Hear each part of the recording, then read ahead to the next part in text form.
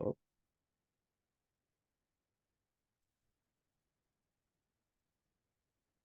Good afternoon, everyone. Good to see you. Welcome. Really excited to have you here today for this session. It's going to be awesome. Really great session lined up with Giulia, all about optimizing your brain performance, really getting you kind of in the zone to really be productive when it comes to raising investment and to just building your business more generally. We've still got a couple of people arriving, so we'll let them join us.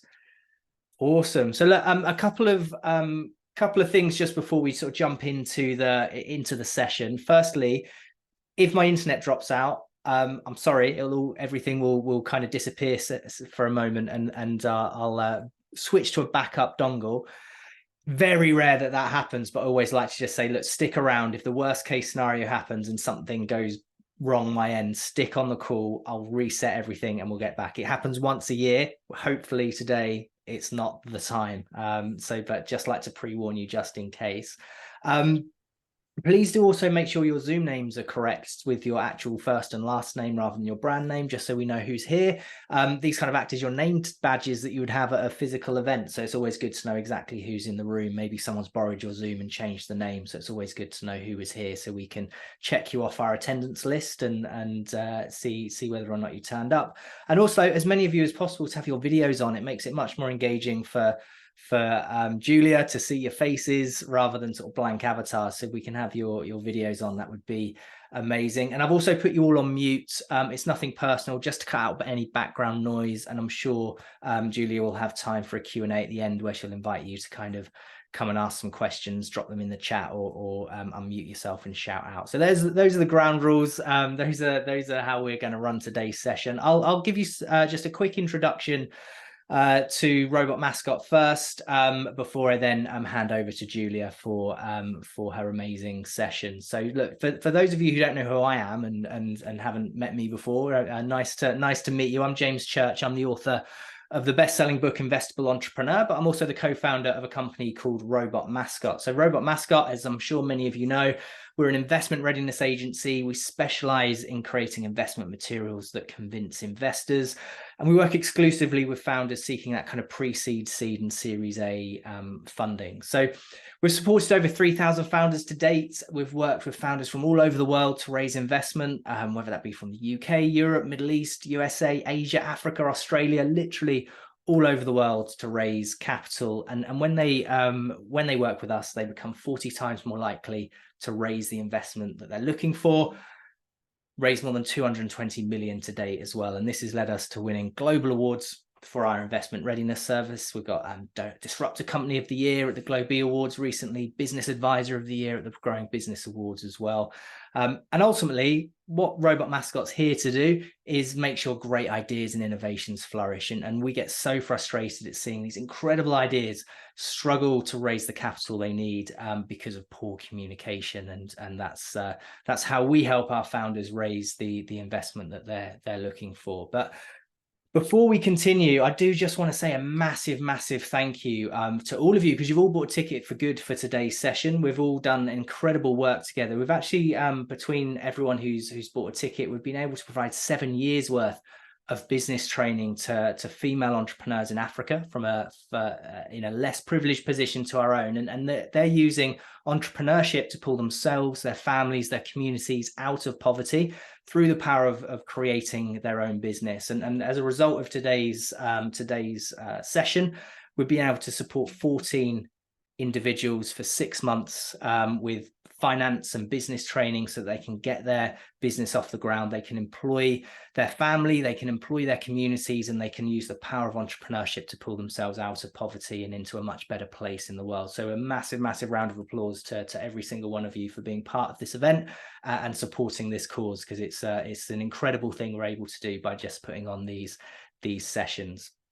And the final thing is just say, look, for those of you that haven't perhaps already been on one of our other sessions, I run regular fundraising strategy sessions. So if you are looking to raise investment in the next 6 to 12 months, it'd be really a great idea to jump onto this session. It's 90 minutes. We talk through the full strategy that we implement every day with our clients to give the kind of results that I just shared with you. So if you want to learn the inside track, if you want to learn the strategy behind those results, feel free to join one of our fundraising strategy sessions, delve into the mind of the investor and understand what you need to do to convince them your business is the one to back. I'll be dropping a link into the chat so you can book your time on that session if you want to join us. So that's everything from me. I'm going to hand over to Giulia. She's going to give herself an introduction, but she's an absolute master at helping you kind of manage your mind and manage your time so you can be the most productive founder you possibly can be. So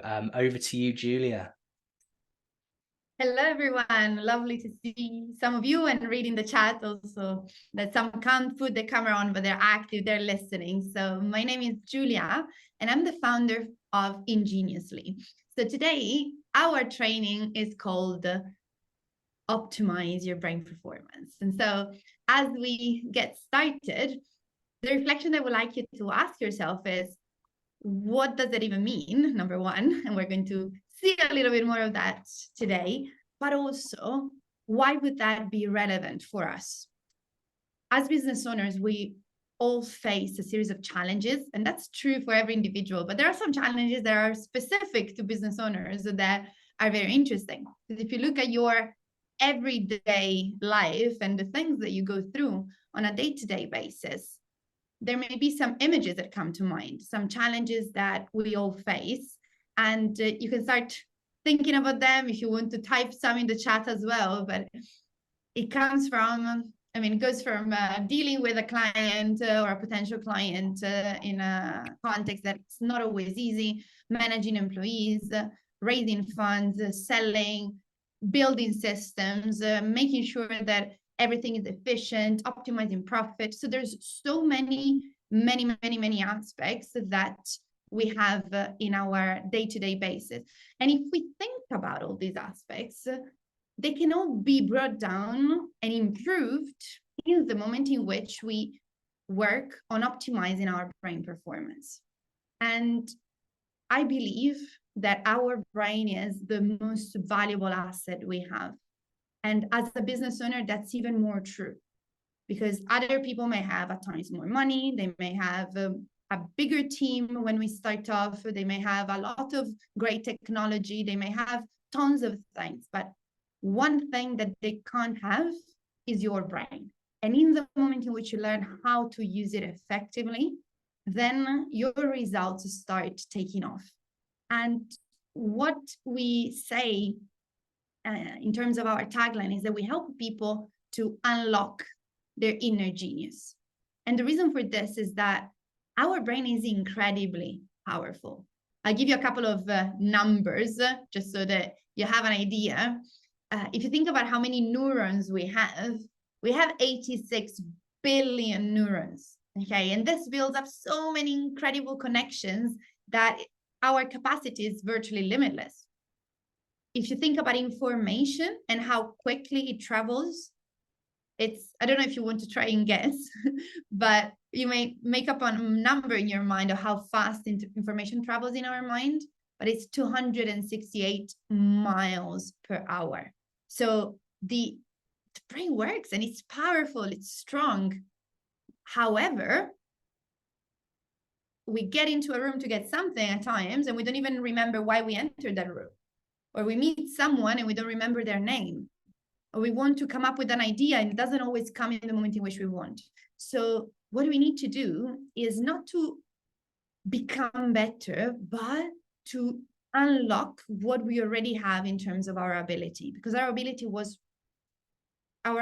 is to use this tool that our brain represents in an incredible way as soon as we know how to do it. And so today we're going to start diving into how to get started in improving our brain performance. And there are 4 areas that we can see this in, specifically in business.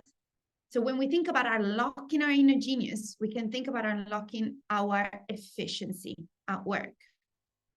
All of us work, have stuff to do, and all of us have the same exact amount of time every day. Now, how well we use it makes a huge difference in the kind of results that we have.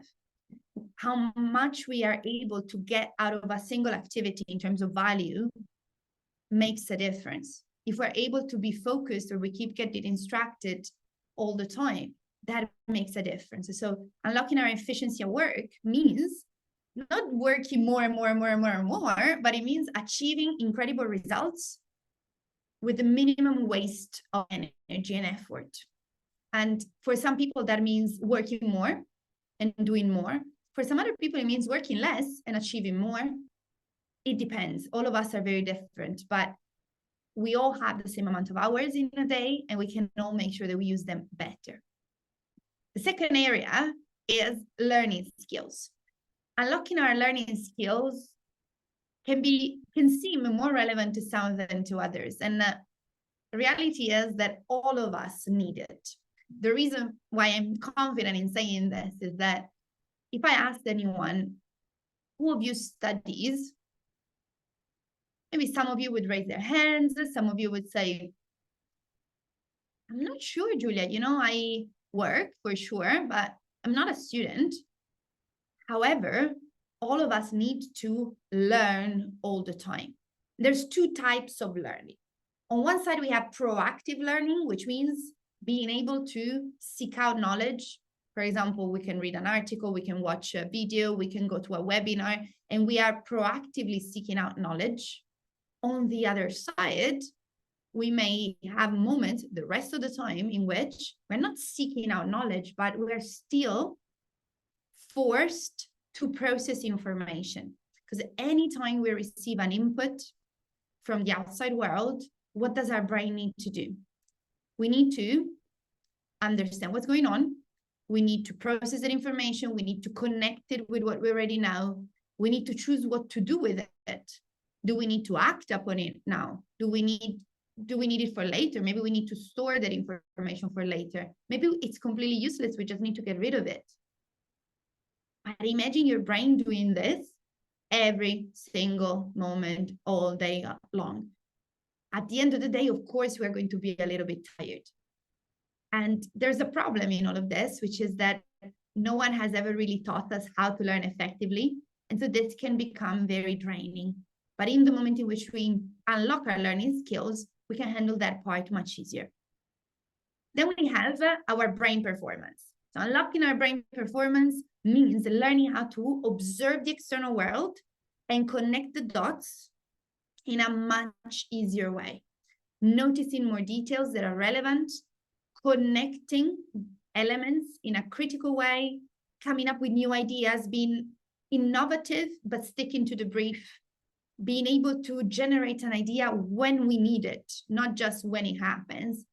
This is fundamental. Anytime we want to solve a problem, anytime we need to improve a system. And finally, impact.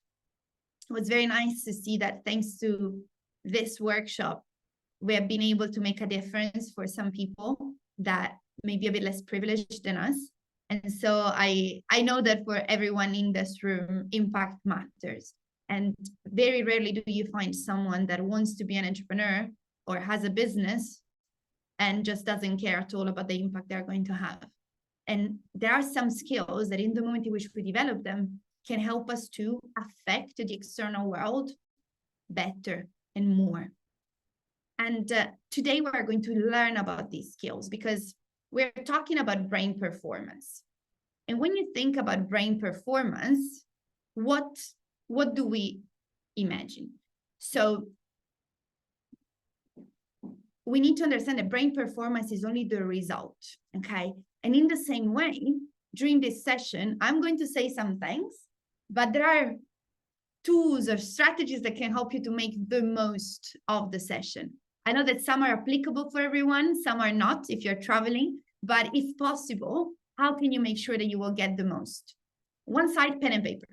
And the reason for this is not just notes. I mean, I'm very willing to share the slides afterwards. So everything that's on screen, you can receive it later. But there will be some exercises where pen and paper would be recommended, or at least a phone to take some notes on. Okay. Questions are very welcome. And James mentioned that at the end, I may give some time for questions, and that's true. But at the same time, I would like for you not to wait until the end to ask a question. So in case you have a question that is relevant to that point, what you can do is to raise your virtual hand on Zoom so that we can answer and tackle it at the first possible occasion. And finally, participation is recommended. When we are talking about using our brain better, our brain was not wired to just sit still as a spectator. The best way we have to learn is to interact. It is to participate. So it can be in the chat, it can be with an emoji, it can be nodding or shaking your head. There are many, many ways we have at our disposal to participate, but make sure that you do, because that will help you already to start optimizing your brain performance, which is the purpose of today's workshop. Are we ready to start? Talking about participation? Yes, okay, lovely. Yes. Can see some thumbs up. Oh, nice, very good. Now, when we are talking about brain performance, okay, we can imagine brain performance as the fruit on a tree. You know, in the moment in which we look at the fruits on a tree, here we have some lovely apples in the image. These fruits may be exactly the ones that we want. They may be juicy and they may smell so good that you just feel hungry by walking by that tree. They may be inviting and colorful, very nice, or they may not. There are situations in which we look at the fruits on a tree and they're not really appealing, you know, they are not great. Now, if I want to change my brain performance, if I want to change how good those fruits are, is it enough to paint them and try to change them? No. I can't even try to fix them by working on the fruit itself. What do I need to do? I need to realize that the fruit comes from something else. So the fruit is the result that the tree manifests and shows. Okay. This is important to remember when we're talking about brain performance, because at times I see people that want to improve their memory and they add external things to improve their memory. They want to have more money in their business and they try to add external things. And it's okay, but if we don't understand where the roots are, we're always going to repeat the same exact patterns. And so what builds our brain performance? There's three elements. The first one is your thoughts and emotions. And I connect this to the roots of the tree. So we have a tree, there are some roots, and thoughts and emotions in terms of brain performance are easy to imagine if you think about this. If, for example, imagine that I need to do a presentation in front of a group of people, a group of investors, given where we are today, and I keep telling myself, I'm so terrible at talking in public. They will not understand anything I do. I've always been so bad. Communication is not my thing. If these are my thoughts, will my brain performance be affected positively or negatively? Negatively. Because although my presentation may be amazing, I'm not going to perform as well as I could. Okay. So thoughts and emotions are very important. They're not what we're going to focus on today, but it's one of the three elements that affect our brain performance. And it's important to remember that. Second thing, your cognitive skills. Your cognitive skills are all those skills that help you to perform better with your brain. I'm not going to spend too many words on this because we're going to talk about them in depth today. And then we have what I call the ecosystem. What is the ecosystem? The ecosystem is everything that in the image of the tree we can connect to the environment. So the tree will be stronger if there is enough light, if there's water, minerals, if the soil is good, and so on. And this, in terms of our brain performance, is represented by all the health and well-being things that we can do. For example, nutrition, hydration, they will affect exercise, meditation. So all these elements will help our brain performance as well. Today, we're going to focus on our cognitive skills and how much they can improve the results that we're going to see in our life, in our business. What are the skills that you actually need?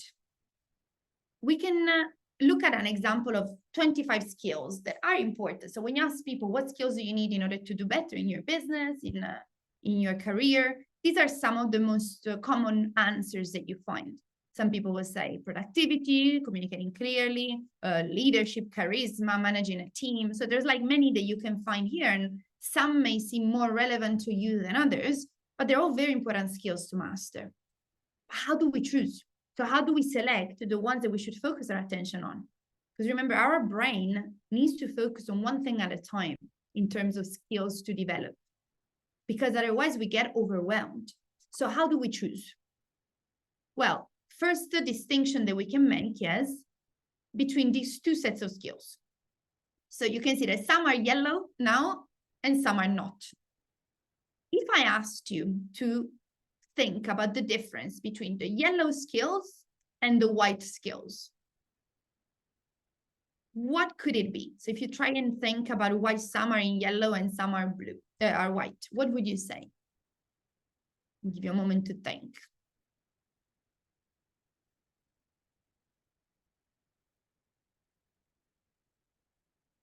Maybe some connection that you notice.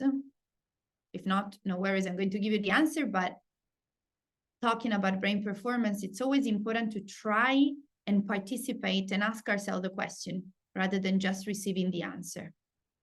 Is there anyone that wants to guess? Okay, some people in the chat are saying inside and outside perspective, something like that. Left-hand side of the brain. So not really left-hand side, but good try. Theodore, I don't know if you mean exactly what I mean, but it could be. Okay, from your description, it could be. So there are some skills that are individual skills, there are personal skills, and there are some skills that are interpersonal. They interact between each other, but there's a fundamental difference. Our personal skills are connected to how well we use our brain. And it could be left and right side of the brain, both. But they're connected to how well we use our brain. While interpersonal skills are connected to how we interact with others. Okay, it was exactly what Theodora meant, amazing. And how we interact with others. And it's impossible to say which of these two sets of skills is more important because they are both needed if we want to succeed. Imagine in a business, we need on one side to be able to be productive, organize ourselves well, learn, and so on. But on the other side, we also need to be able to sell, to manage a team. So they are both needed and necessary. But there's a question that I ask myself, which is, okay, which one is it efficient to start with? Because we can't possibly be doing everything at once. It's too much. And when we ask ourselves this question, what we realize is that personal skills are the core that we should start from. And the reason for this is that personal skills, if they're strong, will automatically affect our interpersonal skills. I'll make an example.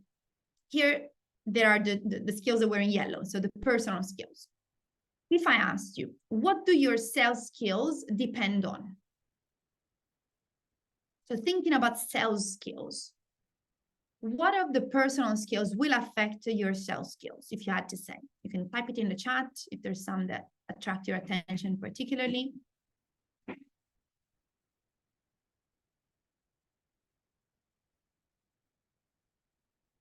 Oh, okay, I can see a lot of presentation skills, definitely, okay. But if we think about sales skills, that's an interpersonal skill. But how well we will be able to sell depends on a lot of these skills as well. Because think about this. If, for example, I can't present my thoughts, so starting from presentation skills that most of you mentioned, it's going to be hard to sell if I can't communicate what's going on in my mind clearly. But will I be able to communicate and present effectively in the moment in which my thoughts are not clear in my mind? Not at all. So I do need to process information effectively. I need to remember what I want to say. I need to make sure that I think outside the box in order to solve any potential obstacle that comes my way. I need to be able to strategize effectively for that sale, for example. And I need to make a lot of decisions on how I will say certain things, what will I say in the amount of time that I have, how will I respond to any other in question or objection. So sales skills is interpersonal, fundamental. But before working on all my amazing sales skills, if I haven't worked on the core, if I'm not good at structuring my thoughts, listening to others, making decisions, presenting my ideas, it's going to be very hard. Or another example, if you think about presenting, of course you need presentation skills, but there's so many other skills that are also involved in this. Because if I don't remember what I want to present, it's going to be a problem. For example, similar things, right? If I don't make decisions, if I don't organize my time to be ready, so many people present badly because they haven't had the time to prepare and rehearse. And it's like, what? Because time management affects presentation skills as well. And the question, this applies to so many of those interpersonal skills. And so the question is it even possible to improve all of these 12 skills? And the answer, of course, is, you say, we're here. Could it be? Could it not? Well, I always think that results speak louder than words. Okay, I never want to assume.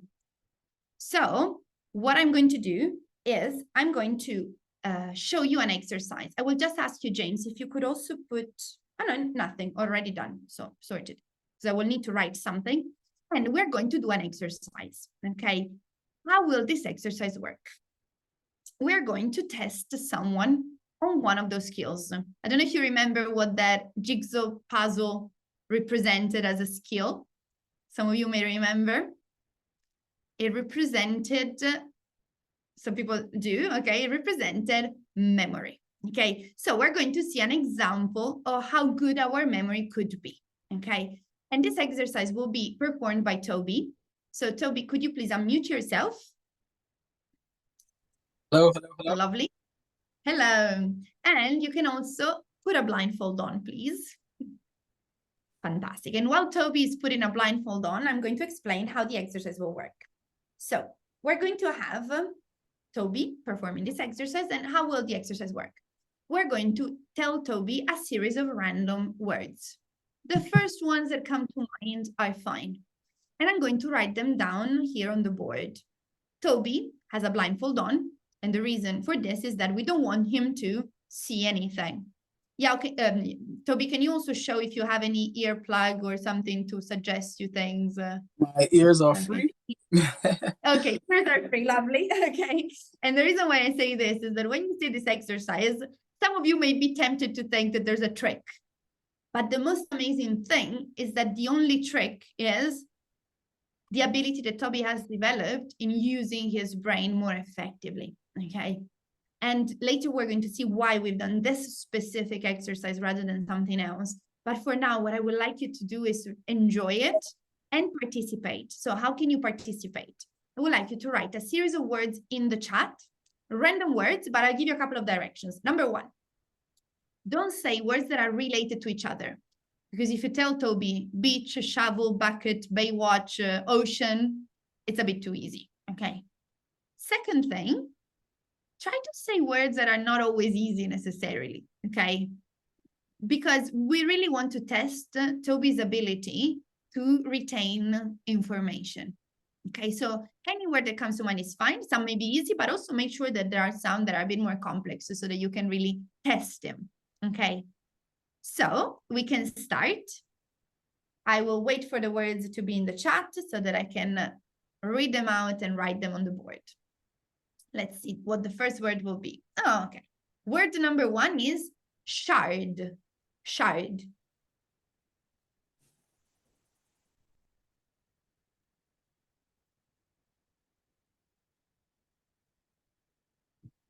Number two, cheese plant.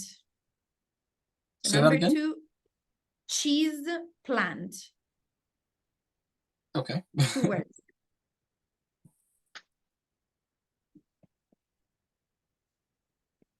Number 3, freak.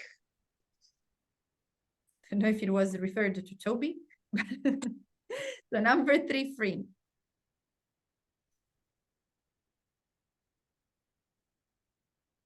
I will move on to other words and then I'll go back. Some people wrote more than one. I'll get one per person first. Number 4, dandruff. Or dandruff.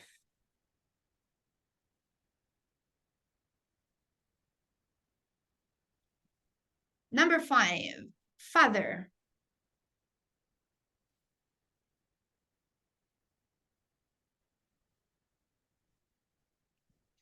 Number 6, duvet.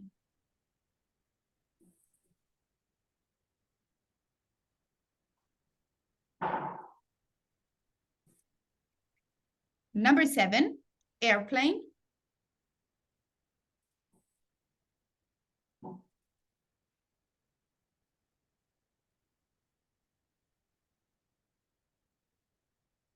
Number 8, organized. So do you say organize or organized? Organized with Okay. the D at the end.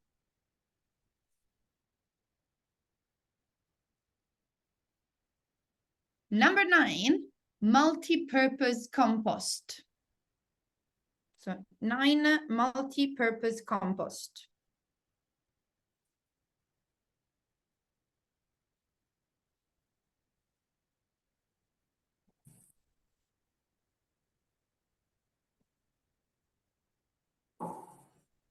And number 10, brain.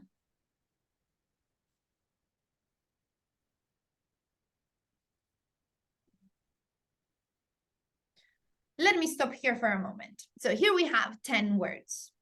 If you had to memorize them in order, what would you do? Try to think about what strategy you would use if you had to learn them. So you have to know them. What do you do? Some people at times tell me that they would try and repeat them several times. Some people say maybe they would try to rewrite them or reread them out loud. Some people try to find some acronym, like let's see, maybe the initials, create some words. Some people try to create a story, and I can see also Theodora is writing that she would use a story, which is also a very interesting strategy because it already uses some characteristics of our memory. There's a lot of different ways to do it. But do you think Toby is using any of these? Yes or no? Some people say yes. Some people are undecided. Some people say no. Oh, okay. Now, Toby isn't.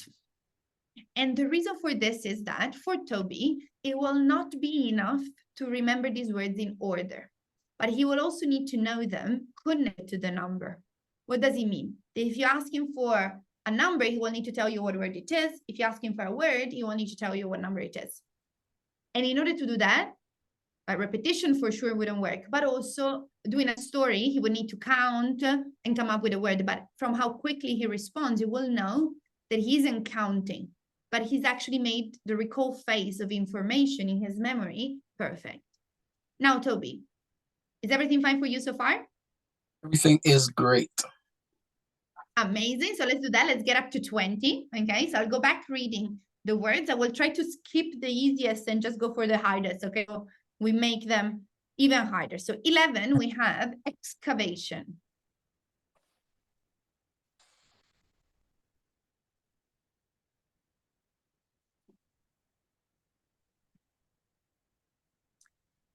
Number 12, articulate.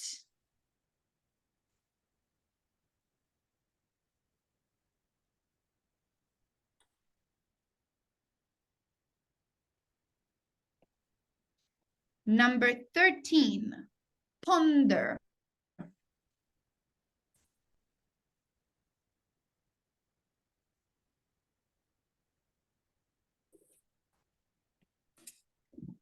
Number 14, milk curdler. So milk curdler. Okay.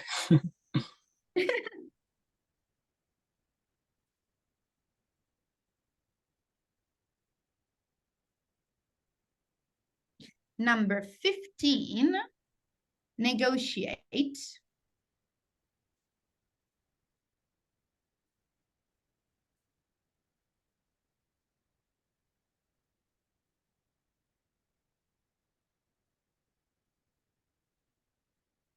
Number 16, need to understand how to read it.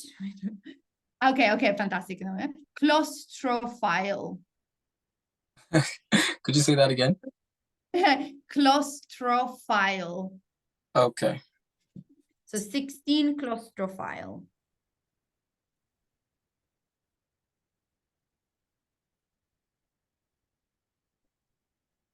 I like how I can see the task. Yeah. So, number 17. I'm not sure I can pronounce it is it archi or archi in English? Pelago? Archipelago. Oh, okay. Okay. Okay. Do you know the word? Yeah, I think it's archipelago. That's how I say it. Archipelago. Okay. Okay. Some people are saying yes. I think it's Okay. Archipelago. That's number 17, correct? 17. Yes.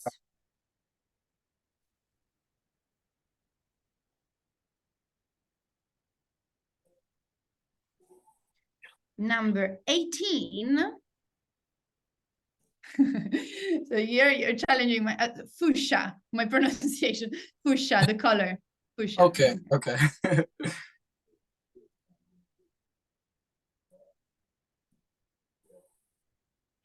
Number 19. Nauseous. Nauseous. That's what people feel. Yeah, some people may feel like that when hearing these words. Nauseous. All right. Number 20, I want to do something slightly different. I would like you to tell me a series of 2-digit numbers. So you can type them in the chat, any number that goes from 00 to 99, random, and I'm going to read them out. So number 20, we have 34. 34. Then 48. 48.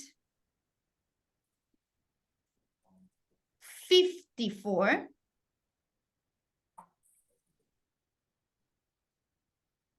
18. 18.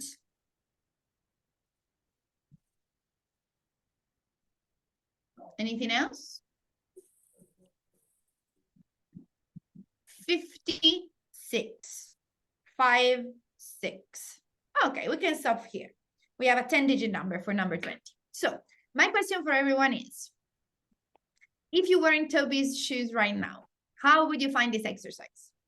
Easy or hard? Really hard, really hard. Yes. When I saw this exercise the first time, some people are hard with a lot of A's, okay? When I saw this exercise the first time, for me, I said impossible without a technique, because what I would have found very difficult in this exercise is, of course, the exercise itself, because you have a lot of words that are hard, that are unrelated. You have numbers. You need to know them connected to the numbers. So in itself, it's hard because usually we rely a lot on our understanding of things to remember. So at times we don't even realize how much we rely on it. And in this case, there's no understanding. It's completely random. But also learning something when you're in the spotlight with people looking at you, that's not easy at all in terms of emotions. Imagine when you need to speak in public or you're about to be judged or evaluated. It's never easy. And for me, what would have made it the hardest, though, is that usually in order to learn things, we see them.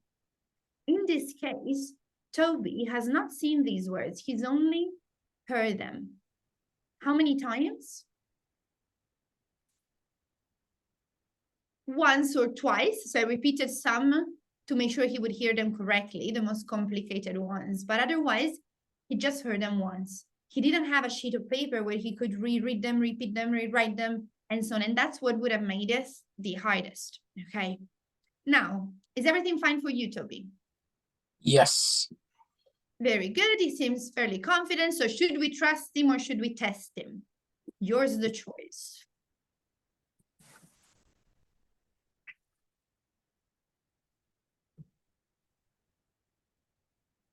I'm waiting for an answer. Let's see. Someone is typing it in the chat. Okay. A few tests came in the chat. All right. Unanimous. So we're going to test Toby, and how is it going to work? You're going to write in the chat either a number, and Toby will tell you what word it is. So I will read it out, and Toby will tell you what word it is, or the word, and Toby will say what number it is. We can ask, actually, you can also mute yourself, so it's even nicer in this case. Okay, so I'll ask the first one that I see in the chat, but for the other ones, you can unmute yourself if you can, otherwise you type it, and we're going to ask him. We'll ask about half of them. So I can see the first one is number 13. Number 13 is ponder. Ponder, correct. First one is just luck, usually. Number 4. Number 4, dandruff. Correct. Number 9. Number 9, multi-purpose compost. Very good.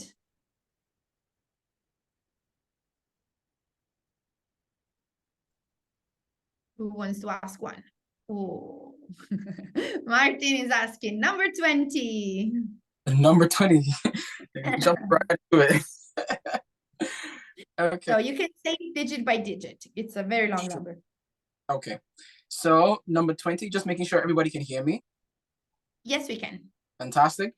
For number 20, we have 3, 4, 4, 8, 5, 4, 1, 8, 5, 6. Correct. Very good. Brain. What number is brain? Brain is number 10. Very good. So we've asked 5. So we need to ask another 5. Let's see. Number 1. Number 1 is shod. Very good. Where is fuchsia? Fuchsia is number 18. Lovely. 3 more. Let's see who wants to ask. Number 3. Number 3 is freak. Yes. 17. 17 is archipelago. Very good. And duvet. Duvet is number 6. All right. I'll ask one more, given that I don't know what this. Okay. I'll ask one more, given that there is in the chat, and it will be the last, number 16.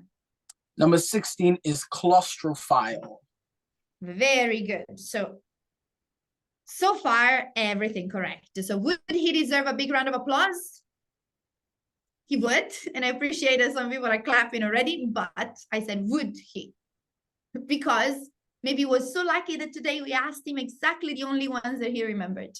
Okay. So I just want to make sure he knows them all. So Toby, please, we're going to make it even harder for you because we're going to ask you to say all the words from 1 to 20. I will add one difficulty, which is that I would like you to say yes when the word has been asked. So I marked it with a strike through. Okay. And no when the word hasn't been asked.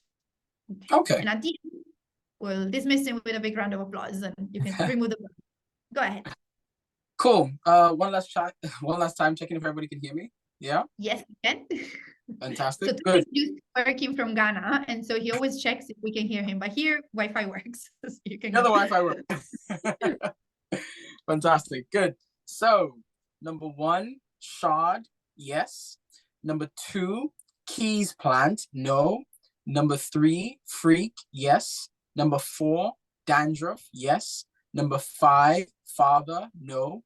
Number 6, duvet. Yes. Number 7, airplane. No. Number 8, organized. No. Number 9, multi-purpose compost. Yes. Number 10, brain. Yes. Number 11, excavation. No. Number 12, articulate. No. Number 13, ponder. Yes. Number 14, milk curdler. That's a new one for me. No. Number 15, negotiate. No. Number 16, claustrophile. Yes. Number 17, archipelago. Yes. Number 18, fuchsia, yes. Number 19, nauseous, no. And number 20, yes. Giulia, do you think I could say the number backwards? Of course you can. Go ahead, showing off now. Go on. Cool. So this time I'll go in reverse order this time. We should have 6, 5, 8, 1, 4, 5, 8, 4, 4, 3. All correct. Very, very good, Toby. You can remove the blindfold. Very, very good. Now, I see some reactions and some people, and it's amazing that you understand the value of being able to do something like this. And my question for you is this. Do you happen to need to memorize random words every single day? Yes or no? Times, but no, I hope not. Okay, I hope not for you. So why did we show you this exercise? Why do you think this matters? Because think about this. Think about how long it would have taken you to memorize such a long number and so many words all together, just hearing it. Think how long it took Toby. Now compare the time and transfer it on anything you need to do every single day, anything that requires to use your brain. That's the difference that you can get. Because memory, maybe we don't need to memorize random words, but we do need to remember details, people's names, connect dots. We don't realize how much we rely on our memory to make decisions, to solve problems, to interact with others. I recently met an incredible salesman that has built a fortune in sales, life insurance especially, but not only. And I was very impressed when someone asked him, what is your secret to being so good at sales? And his answer wasn't, I have the best techniques, I understand people, I solve people's problems. His answer was, I remember everything. That was his answer. Because he said, given that I remember everything, I know what people need, what they've told me. I can connect dots that other people don't even see. And this is relevant when we are selling a product, but also when we're selling ourselves, when we're selling an idea, whether it is to our team, to investors, to other people. And this applies in every single moment. The reason why we show the exercise on memory is that memory is, number one, very pervasive. It's everywhere. We need it all the time. But also because all of us have experiences of memory, the times in which, so we know what it takes to memorize things. So it's easy to see the difference. But when we see this kind of exercise and someone like Toby doing it, there's two possible reactions. There's people that look at this and say, wow, I wish I was able to do something like that. He's amazing. And then there's the second reaction, which is, wow, he's amazing. Let me understand how he's done it. And if you have to guess which of these two people will be more successful in life, all of us know that it's going to be the second one. Because one thing is to admire others and say, oh, wow, you're great. Another thing is to learn how to do it ourselves, especially when it's a skill that all of us need, because our brain, we all have it. We all need to use it. When we're in business, even more. Okay. And so how can we do? Okay. So first of all, we need to understand that it is impactful. And at times I see people, and especially in a moment of, not really economic lightness, like the one in which we are now, some people are very concerned with the urgent needs, and they forget the importance of starting from the foundation. And they try to fix the external things just by adding external stuff instead of starting from here. But in the moment in which you improve all of those 12 skills that we've seen, all of those personal skills, cognitive skills, try to imagine what would change. So if you could go to work and you know exactly that you can remember everything, you are incredibly organized, you're productive, you can be focused when you need to be focused without getting distracted, you can make great decisions, you solve problems, you come up with ideas. At times it's almost a dream to imagine all these things because it's so far from our everyday life that it's like, wow, is that even possible? I've just shown you that it is possible. Because Toby is an incredible guy but he doesn't have anything special. If not that, he, instead of wishing that he was able to do an exercise like this when he saw it the first time, he said, okay, now I'm going to find out how to do it. And that's the only difference. Everyone is able to do something like that. And it takes a couple of days to be able to do that, by the way. It's not something that requires years, okay? But the reason why it seems so foreign to us is that no one has ever taught us how to do it. And so we go by thinking that it's not possible until we see that it is. And so if you could actually master all of these skills, what would change in your everyday life? What would change for your business as well? Because I don't know about you, but I own a business. And so in the moment in which I see something, it's always connected to me personally, but also, okay, how can I use this skill in order to improve my business and for myself and for the people that work in it?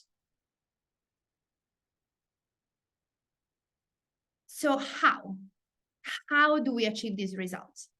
We need to understand that every kind of level of mastery that we want to reach includes some steps. We can never just hope that overnight we're going to have mastery, but we can get started, and some results really take much less time than we think. When we think about the journey to reach the results that Toby has shown, we need to understand there are 3 steps.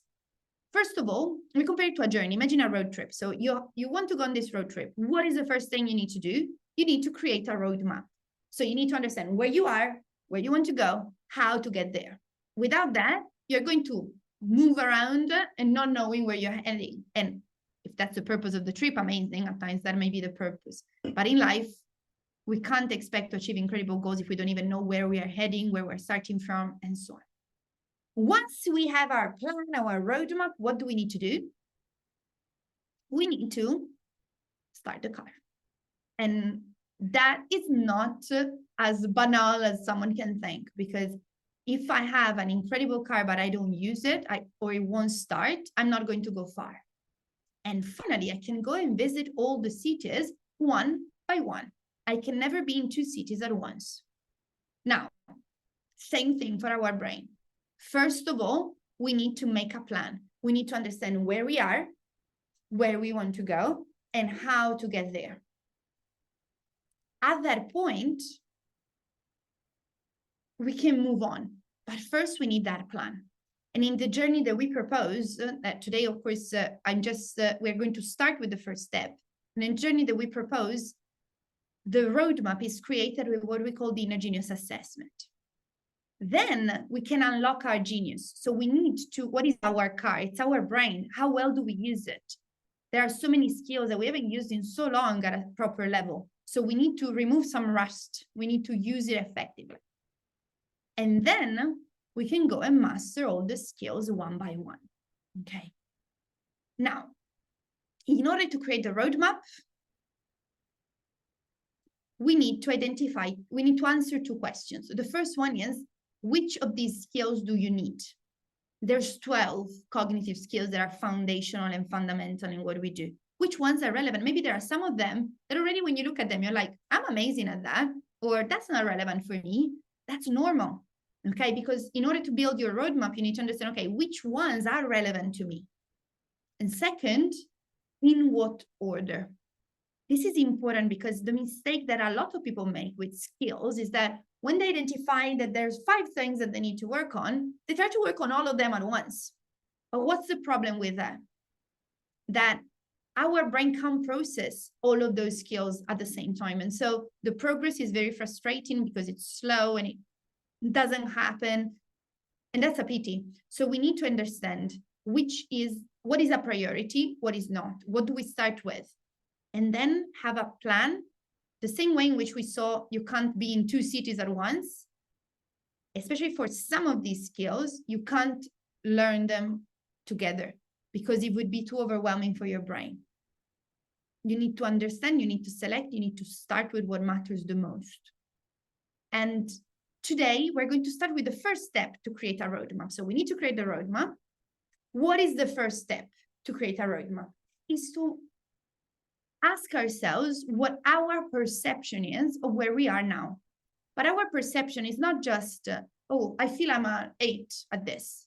But it needs to come from guided questions that help us to reflect on where am I at right now in that skill.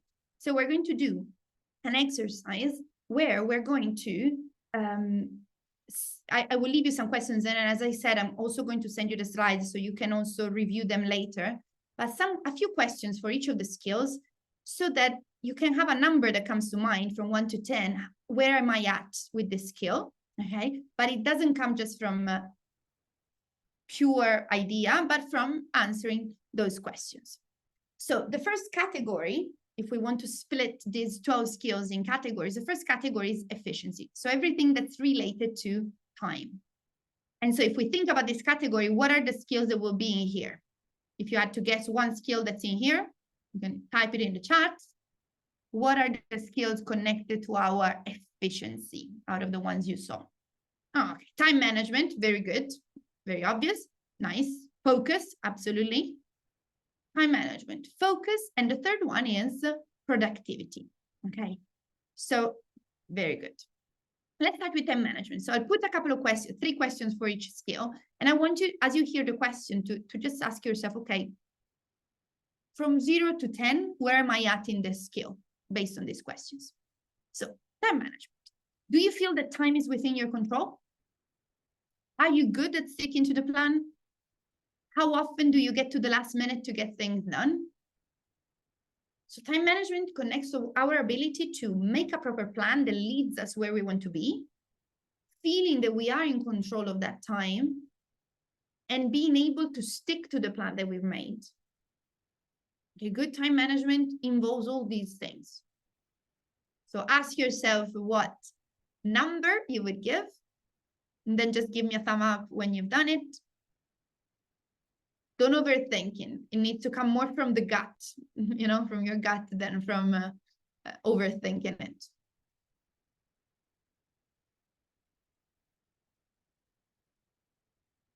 I'll wait for a couple of thumbs up. Very good. If you are on the train, make sure you write these values on your phone, maybe on a note on your phone so that you don't lose them. Focus. Now, our focus is the ability to be immersed and concentrated in an activity without getting distracted. Okay, and it's one of the skills that nowadays most people are requesting because we live in a world that's full of distractions all the time. So the questions that you can think about to evaluate this is, are you able to keep your concentration for as long as you need? How easily do you get distracted? How easily do you remember what you were saying or doing when you got interrupted?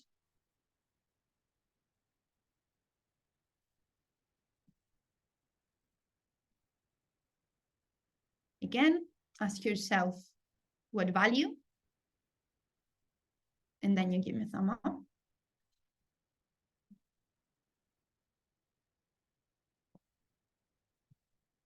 Very good. And put it either in the chat or as a reaction on Zoom as well, whatever is easier. Lovely. Then, productivity. So, to identify our starting point, or a perceived starting point in productivity, we need to ask ourselves what productivity is, first of all. At times, people mistake time management and productivity because they kind of put them together, but they're different. So time management, we said, is our ability to plan effectively so that our plan is aligned with our final goal, so that we use the resource of time that we have, but then so plan effectively and stick to the plan. So organize our resources and make sure that we actually do it. Productivity is in the moment in which I'm doing an activity, how much value do I get out of that time that I'm spending in it? So let's say that I have this hour that I've decided to spend on researching. At the end of it, am I happy about the result? Have I been efficient in that, for example? Or I've decided that I will have a meeting with a person that could put me in touch with some investors. Okay, during that time, have I actually been productive and efficient with this person? So productivity can be seen in a lot of different areas, but it's the value that you get from that activity. So some guide questions are, when you sit down to work on a task, how confident are you that you will complete it within the allocated time? How efficient are your systems? Do you feel that you're able to work with intensity even when the deadline is not close?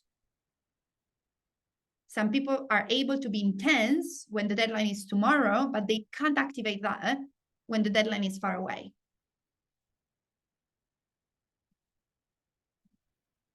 Again, give me a thumb up when you have evaluated yourself.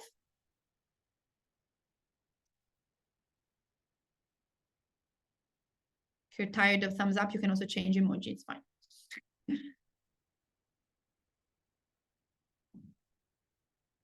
Lovely.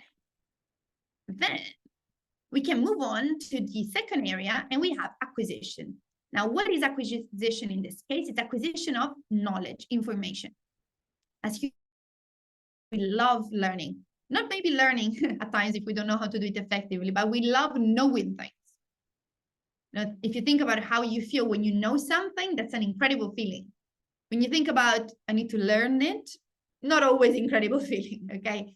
So what are the learning related skills that we can work on? If we imagine you're holding a book and you need to study it, what do you need to do in order to do it? You have the book, so you start reading, and how well you read will make a difference. Then you need to process that information, you need to understand it, organize it, convert it into the way your brain thinks, which is not the written language. And then finally, you will need to retain whatever information is relevant for you to retain. So one skill that's connected to this is speed reading. Speed reading is the ability to read faster while still understanding what you need. It's not the ability to read super, super, super fast and have a general idea, but it's based on the purpose that you have for that text. So if you need to find some information, it's one strategy. If you need to read it in depth, it's another strategy. If you need to retain, it's a different strategy, and so on. But it's adapting our strategy for reading based on what we want to get out of it. And imagine if you could save even just half the time when reading. I don't know how much you read personally per day, but most people read at least 2 hours a day, if you include emails, social media, articles online.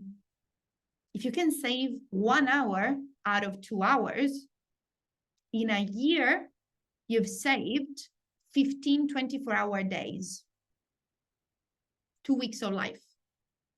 Unfortunately, you can't put it together and go on holiday. I'm sorry. Okay. But it's a lot of time that you save for yourself. Okay. You can do other things with it. So how happy are you about your current reading speed? How often do you need to reread something because you got distracted?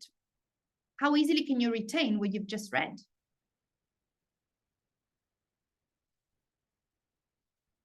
Give yourself a mark and then thumb up.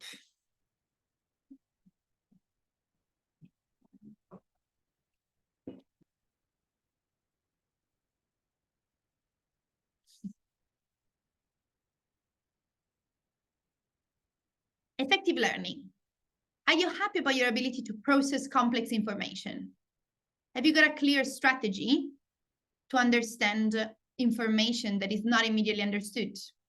Okay, great, Theodore. I'll see you in a minute. Thank you very much. How easy is it for you to see the global picture and make connection between different elements within the same topic?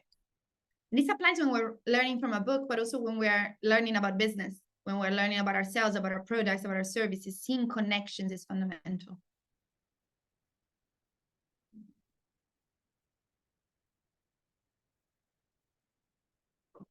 And then finally, memory. So how often do you forget key bits of information? Yes, India, I'm going to say it again. I'll read these questions and then I'll say it again. How long do you tend to remember information for? So are you able to learn something and retain it for longer as well? When you come across an interesting piece of data, are you able to retain it for future use? At times people can't even be bothered to say, I know I'm not going to retain this. I'm not even going to try. Okay, so try to evaluate that. And to answer India's question, how do we evaluate this? So my recommendation is read the questions so that you can create a picture of what it means. And you can imagine, okay, what would my 10 out of 10 be? You know, like in my ideal world, for the needs that I have now, what is my 10 out of 10 in terms of memory, for example? I would like to be able to do what Toby is doing, but on what I need every day. Okay, amazing.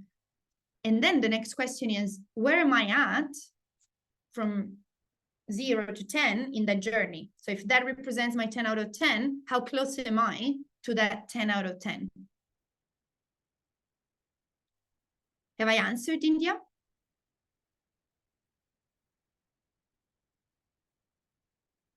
Let me know if it's clearer. Lovely. Thumb up when you're done with these skills, and we move on to the third category.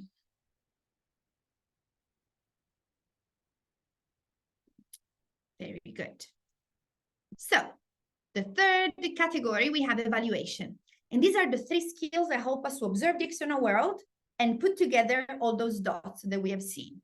So on one side, we have attention to detail. And on the other side, we have critical thinking and lateral thinking. So attention to detail is what are we able to notice around us? And critical thinking is how do we connect these dots effectively with analytical skills, but also lateral thinking. So thinking outside the box, coming up with ideas.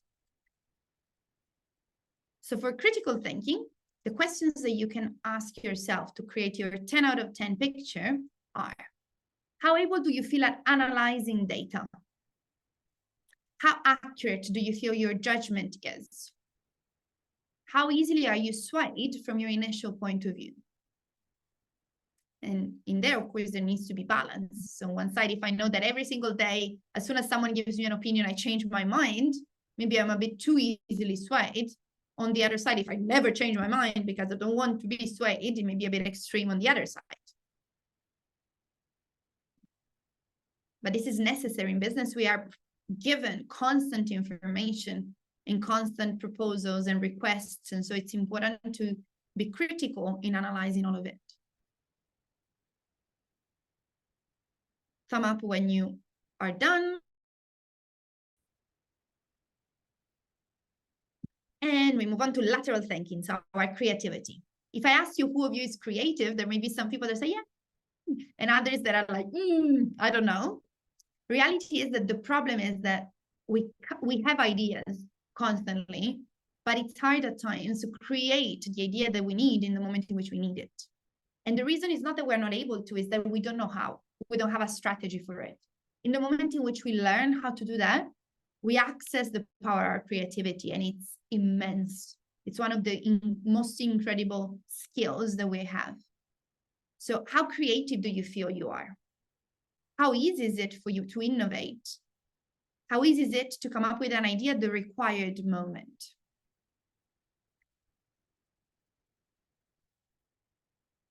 Give yourself a mark.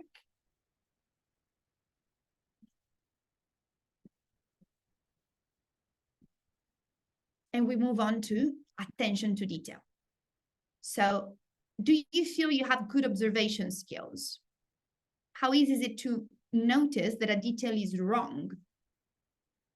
How easy is it to notice that a detail is missing, which is harder, but is incredibly relevant in business, especially when you manage people? One thing is to notice something is wrong. One thing is to notice something is not there, which is hard for our brain because we can't see what's not there, right? So it's a bit more challenging.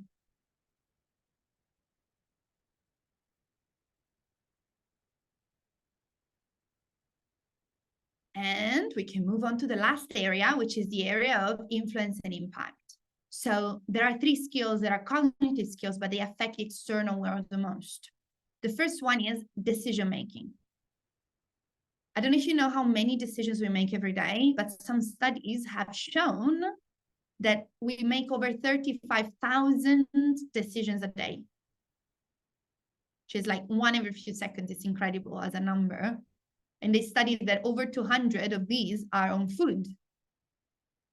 They obviously didn't study Italians because it probably would have been more, right? I know how many times we think about food in Italy. But the point is, in the moment in which we make decisions, whether the decision is huge or small, we're shaping the reality around us. We're shaping the direction of our life and our business life. So in terms of decision making, have you got clear criteria on how to make short and long-term decisions? How easily do you stick to your decisions? How often do you second guess a decision you've made? As business owners, we need to be decisive. We also need to be open to change.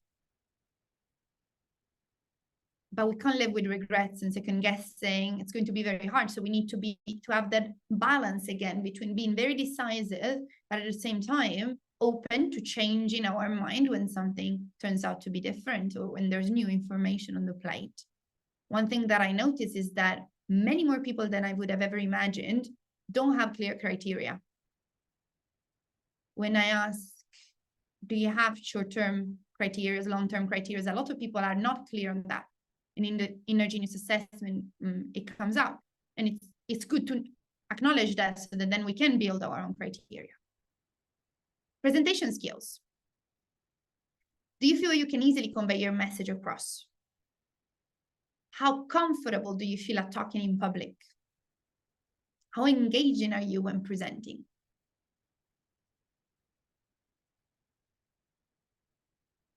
That's the moment in which people evaluate you. So how confident are you and comfortable are you in that moment?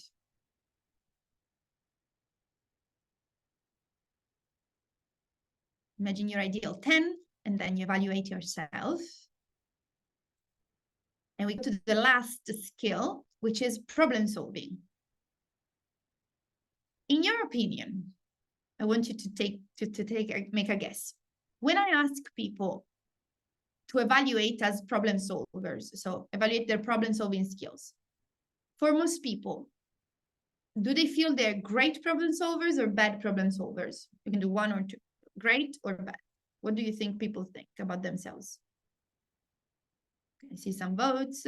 Let's see also in the chat what people write. Great, number 1, bad, number 2. Let's see.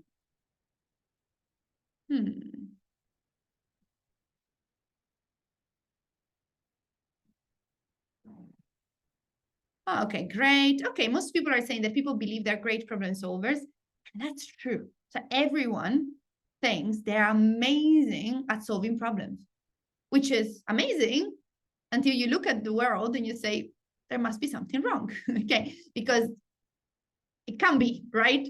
So the point is that we don't often have an awareness. So it's true, when we have an emergency, we're incredibly good at coming up with ideas and solutions, and that's wonderful. But problem solving goes much beyond that. It's not just that, okay? So can you easily come up with solutions when you're under pressure? How good do you feel at understanding the root cause of a problem? And this is what a lot of people miss out on. They fix what is evident, but they don't work on the root cause. And so they have the same problems that come up again and again and again. What is your emotional state when facing a problem? If we're all amazing problem solvers, we should all be happy when we have a problem in front because we can challenge our own skills.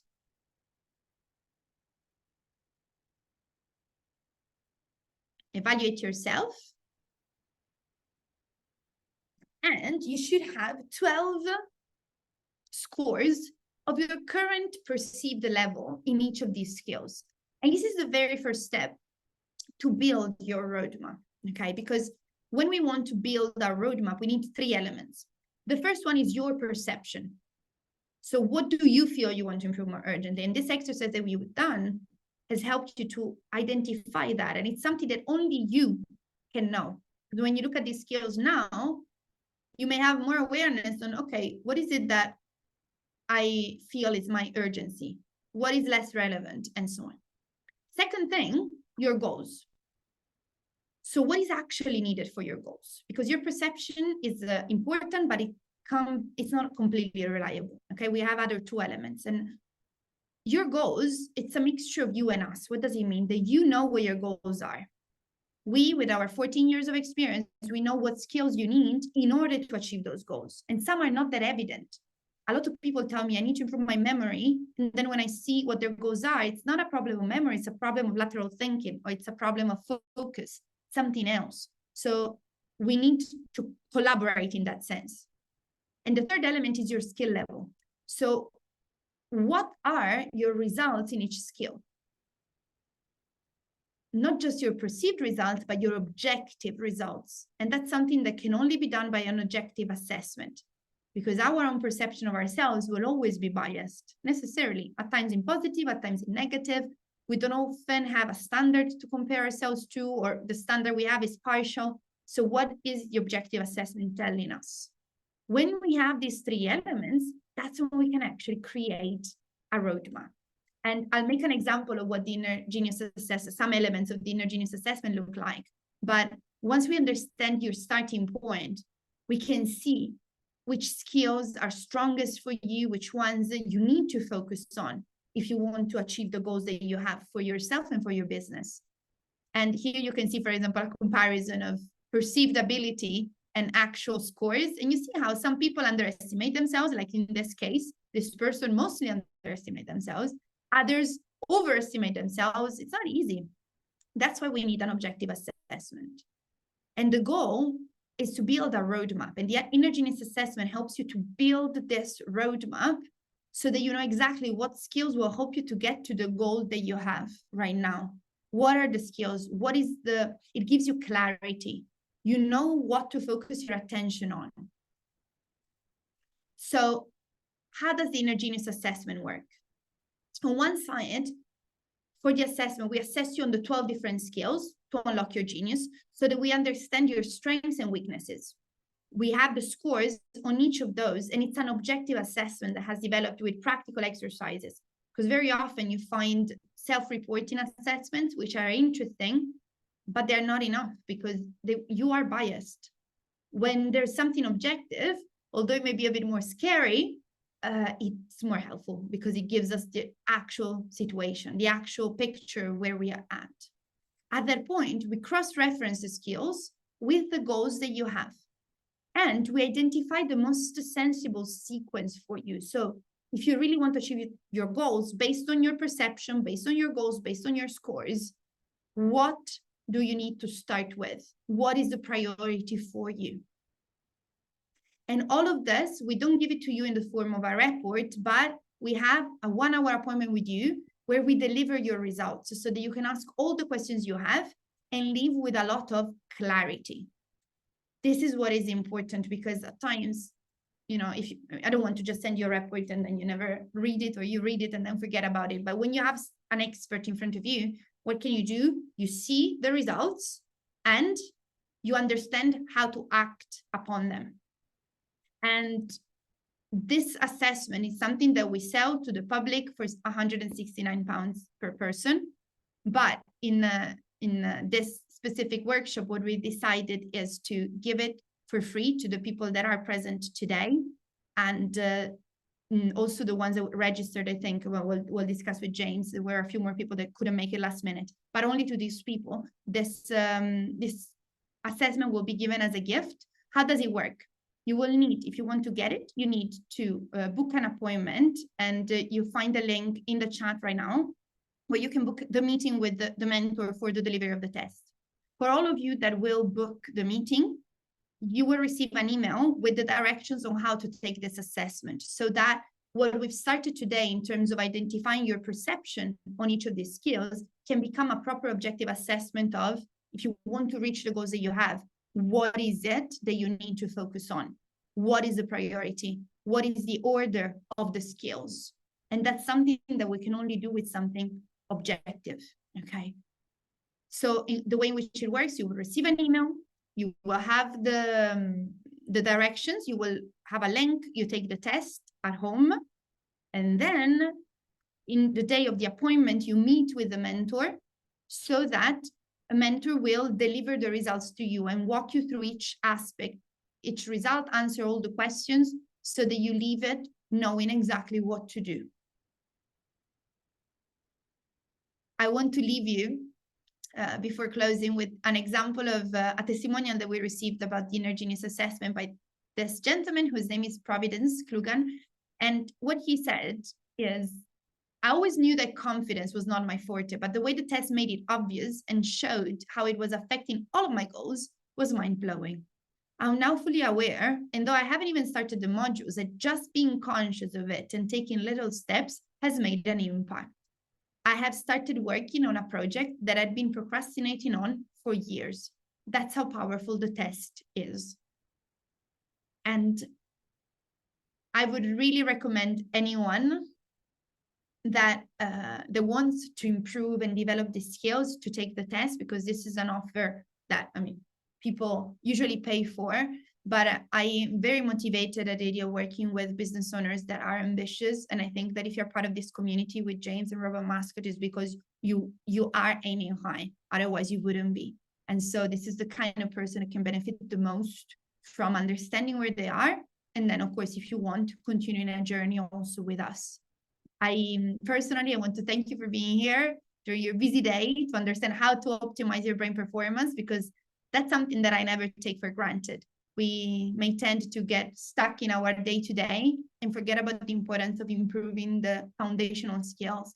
But in the moment in which we can have results, such as the one that Toby showed, but in every single one of those 12 skills, we have built a foundation where everything else can lie upon. And so thank you so much for being here.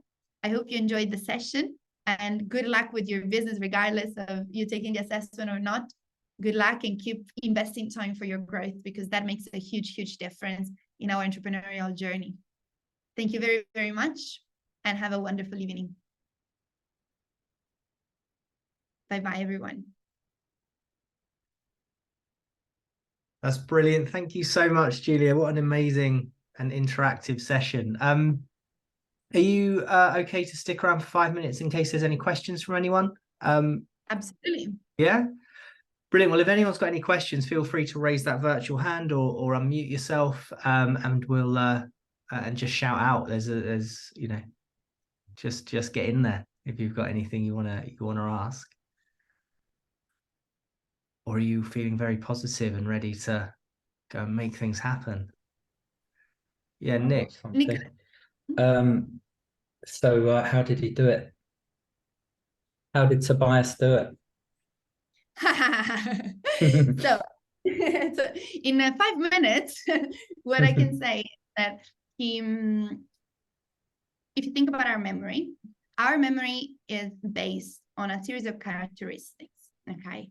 The first characteristic of our memory is that it is visual, which means that our memory works mostly through images. So for example, if I ask you to think about the Tower Bridge, the first thing that comes to mind is usually the image rather than the writing. And this is because that's how our memory works.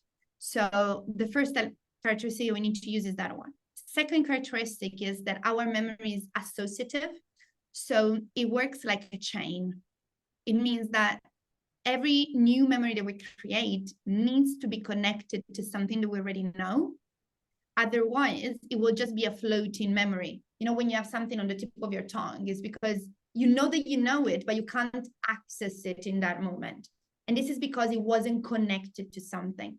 And an example is, imagine you're working, there's a big radio, old style radio on, and all of a sudden you hear the song of your first love. What happens immediately? Times people tell me that they cry, they scream, they kick it, and people throw it out of the window. It depends.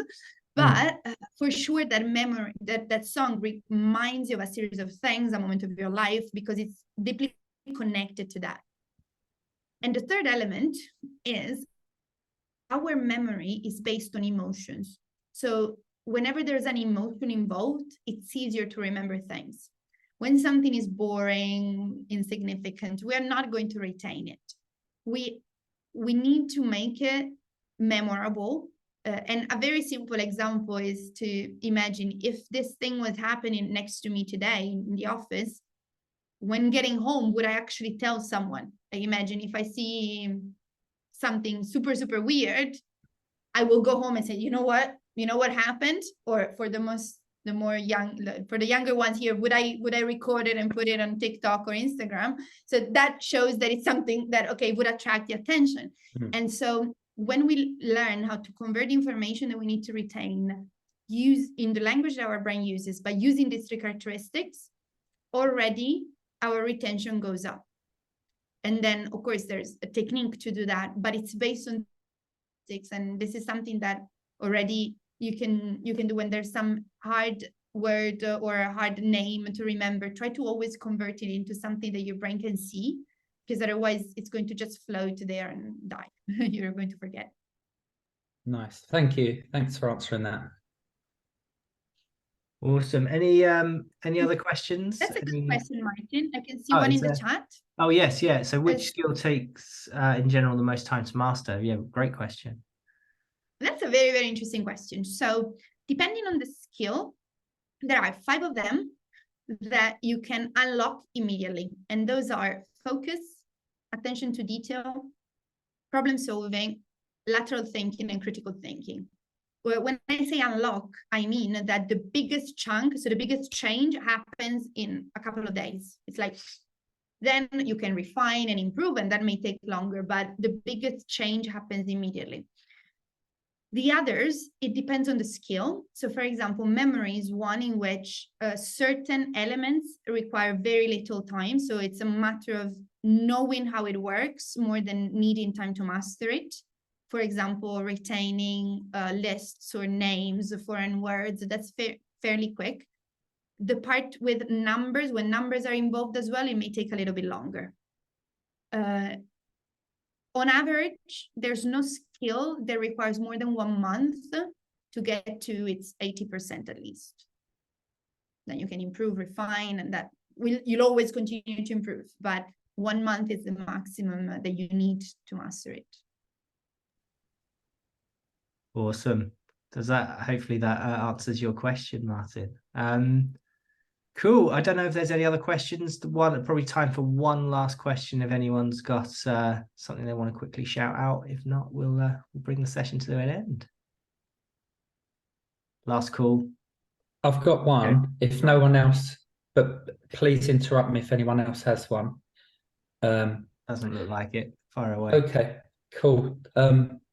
Tobias, how did you remember claustrophile? What was your associations to that particular word? If you can share in a Is that okay PC. to ask that? No, that's actually very interesting because it was the first time I've heard the word, but then I'd say that I'm visual, but I'm also pretty verbal as well. Claustrophile to me sounds a lot like claustrophobic. Yeah. Right? So that already creates a better mental picture for it. So it doesn't always have to be like creating an image per se. Sometimes even just using the sound of the word could be really helpful just to give you that anchor. And then the special memory technique was applied. Yeah. Cool. Nice. Yeah, I thought that might be a tricky word. So well done for remembering that. Amazing, really. And if you think about how our memory works and the visual aspect that we said, if you think about the word claustrophile, you may never have heard that. You may even not know what it means. Okay. Yeah.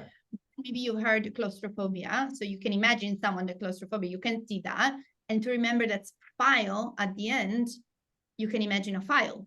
Yeah. Okay. So you basically turn something that sounds very abstract into a more tangible visual thing. Ah, yeah, I see. Which helps you because now you remember, okay, claustrophobic, but what was the ending? What was the ending? Or it was a claustrophobic person that was holding a file, let's say. Yeah. Easy example, okay? And so I remember it was file at the end. Yeah. Or even if I don't know claustrophobic, I can imagine Santa Claus. You know, it can be any trigger and connection that can help our brain to see it again. Yeah. Yeah. Oh, wow. Okay. Awesome. Nice. Brilliant. Well, that brings us perfectly to time. So thank you all very much for being with us today. Thank you most importantly to Giulia and Tobias who has been helping out as well. So thank you both for being here and sharing your wisdom with our founders. And we'll be sharing, I think, the slides, probably the recording as well over the next few days. So keep an eye out in your inbox for slides and recordings and a bit more detail from us. So yeah, thank you all very much. It's been an absolute pleasure. Thanks for being with us, and we'll see you all soon. See you later. Thank you, James, and Bye. thank you, everyone. Bye-bye.